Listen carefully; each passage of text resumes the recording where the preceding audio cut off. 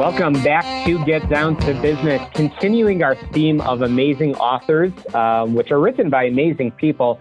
I'm joined by former government official and management expert Kristen Cox, who together with co-author Yishai Ashlag wrote the book Stop Decorating the Fish: Which Solutions to Ignore and Which Problems Really Matter. Really, really important stuff. And I know that there are seven.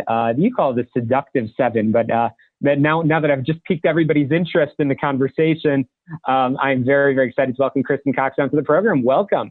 Thanks so much for having me. It's a pleasure and honor. Absolutely. It's great to have you. So let's talk about your background before we get into the book, because I'm sure it's your background that led to the writing of the book. How did you come up with this concept of stop decorating the fish? Having worked in government for a long time, my most recent job was with Governor Herbert, state of Utah, over the Office of Management and Budget for 8 years, where I oversaw the budget on behalf of the governor and, obviously under his leadership, and then the operations and all the agency stuff. And when people would come forward with budget requests, it was really, it's a $20 billion budget. And it was interesting that I would keep seeing similar patterns of things people would jump to fix these deeper, more chronic issues. And they first had the fatal 4, and then they grew to the seductive 7. You can almost kind of predict and have a checklist of what people will jump to. And the challenge is it gives us the illusion of progress, right? We feel like we're making change. We're implementing a change. We've got a new budget. We implemented a new piece of technology, but it doesn't solve the real problem. So I think just years of watching this happen. And then my co-author sees it in the private sector, and it's a challenge. It's a real challenge because we're wasting time, resources, distracting people from what they really should be focused on when we jump to these seductive 7. I love it. And your background again tells the story. The book is entertaining. And so let's talk about the concept behind what is shared and how that leads to that seductive 7. And most importantly, what are some of the takeaways that our listeners can put into practice as we rapidly approach the middle of 2021? Yeah. Well, a few things. I think people are good and people want to make a difference. The challenge is we often react to what's very visible, what we can touch, see, experience. So we look at spreadsheets trying to figure out costs, but spreadsheets don't tell us the causes of cost. We hope that somehow if we have a whole new data system that the answer will magically reveal itself, where in reality, it's about the kind of questions we ask and how clear we are in our thinking. So the seductive 7, more money, more technology, more data, another reorganization, another strategic plan, more accountability or blaming initiatives. We jump to these, and more training. And these things make us feel really good.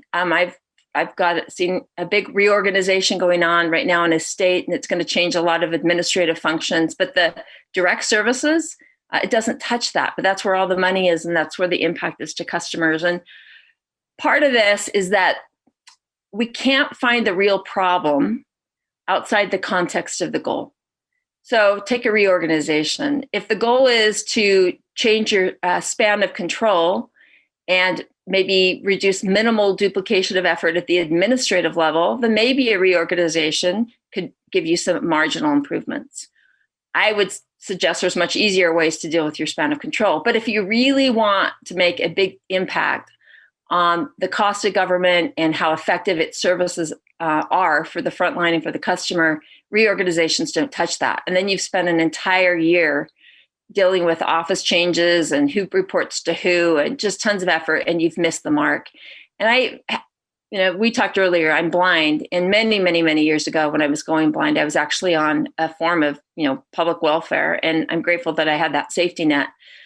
But I was one of the fortunate to get out of that. And that's because I had some really great mentors in the system. Was, a lot of people on the top level feeling really good about their strategic changes, but it never impacted how the frontline experienced government. And so I feel pretty strongly we extract money from taxpayers. People who need services aren't getting them. Businesses who need help, it takes too long for government to make decisions, and the costs are just too steep. So part of it is to start by stopping. What are all the things you're doing in your organization that are solving the wrong problem? Set a really ambitious goal and target, and that's the first step to finding the problem that really matters. Wow. Again, I'm chatting with Kristen Cox, who certainly knows her thing or two about this because Kristen, he served as the executive director of the governor's office of management and budget for the state of Utah, served on cabinets of 3 previous governors and a presidential appointee within the federal government. And you received many recognitions, including Governing Magazine's Public Official of the Year. So you know a thing or two about that, and certainly your co-author, Yishai Ashlag, as well. So stop decorating the fish. You've talked a lot about this, Kristen. You've talked a lot about some of the lessons learned from your time and some of the takeaways.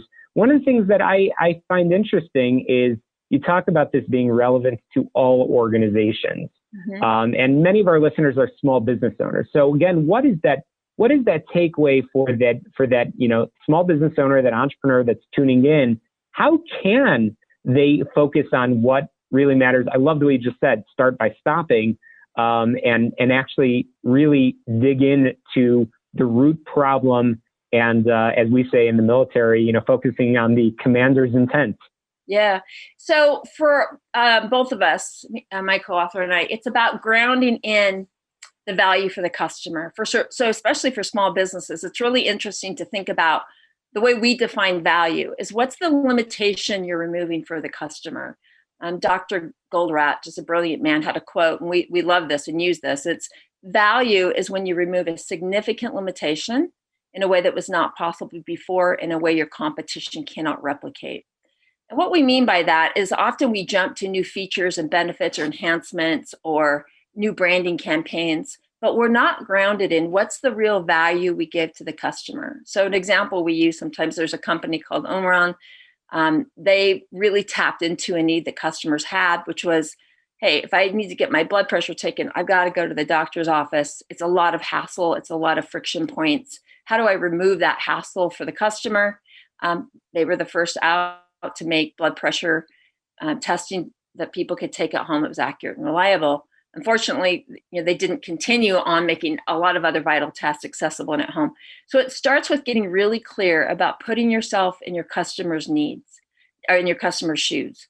And what is the specific limitation? What would they like to do and they can't do? And are you really confident your product or service will remove that limitation from them? So everything we do starts with what's the need for the customer, and then what's our big goal to actually remove that limitation for people. And when we start there, we start focusing more on managing our value than managing the stock of our company or, our branding campaigns. We keep getting grounded into what's the value for our customer. Yeah, absolutely. Really, really important information. So you have a website for the book, again, called Stop Decorating the Fish. And I know that this is not just in writing, this is actually a way of life. And you have been encouraging, again, leaders of all organizations, regardless of size, stop spending time and resources on solutions that only give the illusion of progress and instead focus on the root problem. So, Kristen, we're beginning to run out of time over here, and I want to make sure our listeners know where they can get a hold of you and certainly purchase a copy of the book. Oh, you're great. Thank you. I'm very active on LinkedIn. So Kristen Cox, I'm on LinkedIn, Kristen, and then stopdecoratingthefish.com. We have a fun animated video there. We also have a diagnostic tool companies and organizations can use just to see if they're fish decorating. Very often we feel so busy, we don't think we have any more capacity. And when you take this diagnostic tool, you may find that there's a lot of stuff you're doing you can set aside so you can start really anchoring back in the value for your customer. Incredible. Great resources. Again, Kristen Cox, the author of Stop Decorating the Fish. I encourage all of our listeners to pick up a copy of the book it's truly entertaining and to learn more about those seductive 7, which I know I certainly was able to relate to some of them. So again, Kristen, thanks for joining us. Thank you so much. It was so fun.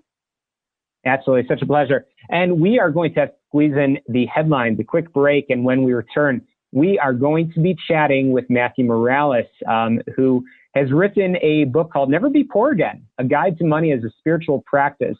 I'm really, really excited for that conversation. We've got a lot more on Get Down to Business, so make sure you're getting my website, shalomklein.com, to download all of the almost 8 years of shows all about small business, jobs, and entrepreneurship. And did you know I have another podcast called We All Serve, where I interview military leaders about their lessons in leadership from their time in uniform. All of those podcasts, including Get Down to Business, are available on your favorite podcast app, Google, Apple, Spotify, Stitcher, and so on. Just make sure you're clicking subscribe, rate, review, and share. It makes it easier for people to find the show. And as always, a thank you to our amazing sponsors of the show, Chicago Signature Limo and HealthPlanChicago.com. Thank you so much.